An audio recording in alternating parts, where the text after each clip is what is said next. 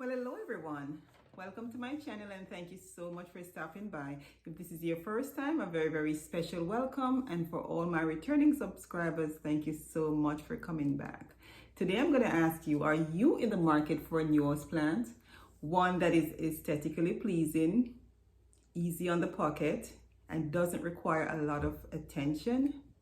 But if the answer is yes, well, you're at the right place, so stay tuned to today's video.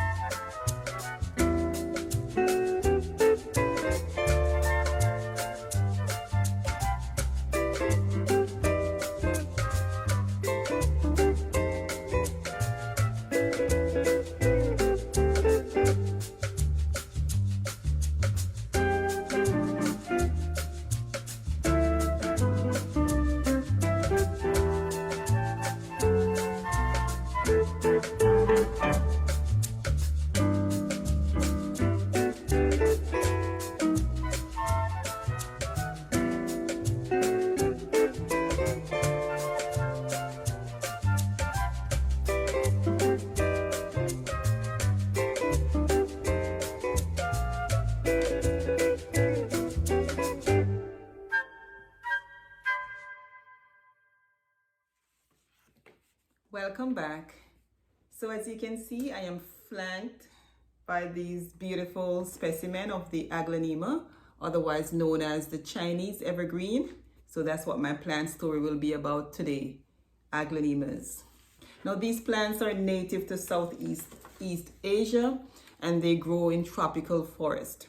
Some varieties have solid green leaves, but most of these cultivars have these beautiful variegation.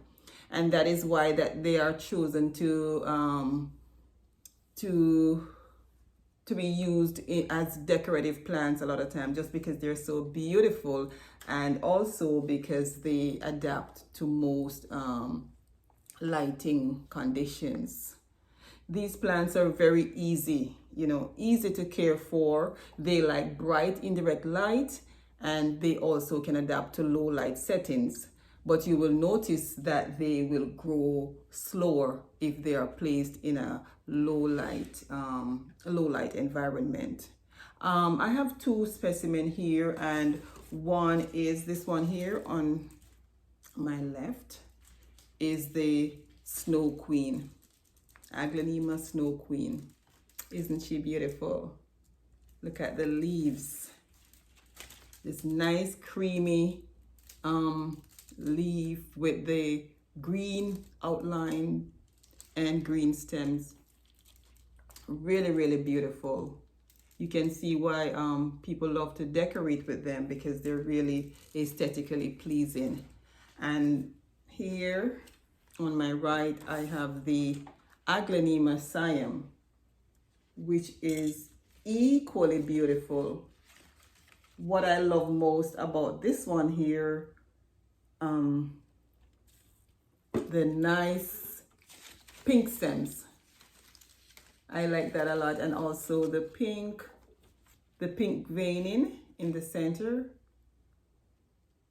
contrasts beautifully with the green leaves. And for those who know me, they know that I have a little, well, I wouldn't say a little, I would say a lot. I have a lot of liking for this shade of pink. this nice soft pink shade here I like a lot. So yes, that's one of my favorite colors.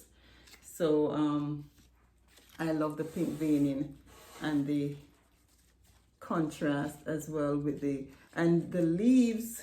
If you notice here on the Siam, they have,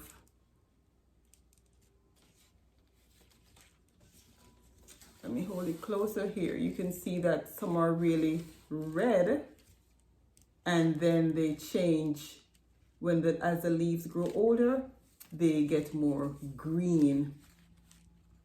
Yeah, so it actually, it's a pretty, really pretty plant, and I like it a lot. And they're not just, as I said before, not just pleasing to look at, but they also are easy to take care of. For their watering needs, you water when they like to be dried out but not bone dry. So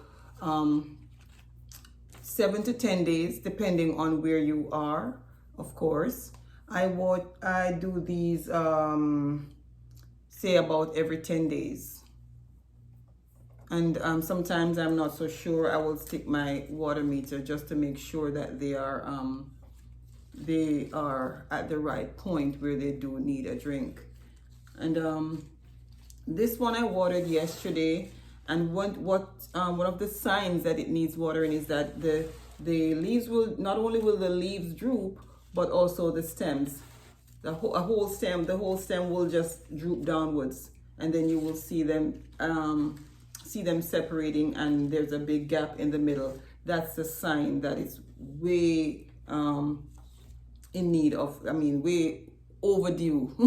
Watering is way overdue, and you don't want to get your plant to that stage at all times, because it takes some amount of energy to get the plant back to its regular stage when you let them dry out so much, and if it cannot be helped, they will bounce back, but not because you know that they are resilient, that you're going to pressure them at all times to take them to that level where they have to fight so hard to be restored to their normal state of health. So don't let them, if you can avoid it, don't let them over dry out all the time. But as soon as you realize that they're getting dry, and you can stick your index finger in the soil to test it. If it comes up clean, then you know it's time for watering as well, if you don't have a moisture meter. But they are really, really good plants. And in terms of for their fertilizing need, I'm gonna say it's probably sound like a scratch record, but I fertilize all my plants almost all the time. What I do, I make a watered down version of whatever is required, and I may skip every other, but most of my watering I use lightly fertilized water. So I always, give them a little something, because remember, plants get their nutrients from the soil, and we have them in a contained situation where they are not getting all that natural nutrients from the soil. So we have to supplement their nutrition. We have to supplement their nutrients. So we have to give them some food, right? Yes. And another thing that I should mention about these wonderful plants is that if you are a pet parent, so if you have cats, dogs, you have to be careful, because they are toxic to animals. So you don't want them to go through on the leaves, because if it is ingested, you're gonna have to rush them to the vet, and stuff. You want to avoid all of that. So if you have pets, that especially, because some pets, they don't go near the plants and stuff, but there are some who they will chew on the leaves and stuff. So you may want to keep them out of their reach or avoid the plants totally, just to make sure that your pets are okay, because I'm sure you would not want that to have, you wouldn't want to have an incident with your pet where you will have to have them rushed to the vet because they chewed on a bit of this leaf or something. So it is toxic to pets. So that is one thing that you need to know if you're planning to get this plant. And that's in my opinion, that is the only drawback, because they're really, really good plants, and they're really, but of course that is something that you should keep in mind if you have pets and you have plants. Okay, so my final point on the Aglaonema is propagation. And of course you will want to have multiple plants in this beautiful multiple specimen of this beautiful plant, right? Of course you would. So in my opinion, the best way to propagate is division. And the reason I say division and not stem, I know some people still propagate by stem, but I think it is easier to do division because of the way that this plant grows. So if you see here,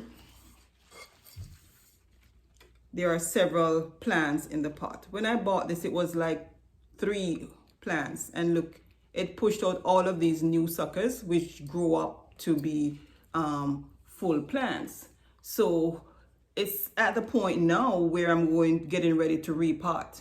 So when I'm repotting, I will at the same time just divide the plants from by the root, and I'll take you on that journey. I'm going to show you how I do it, and I will divide the plants, and from this one plant I will get about 3 good sized plants. So I'll have 3 pots of plants, and I will have more to go around. So that's how I propagate these plants, and it's easy to do.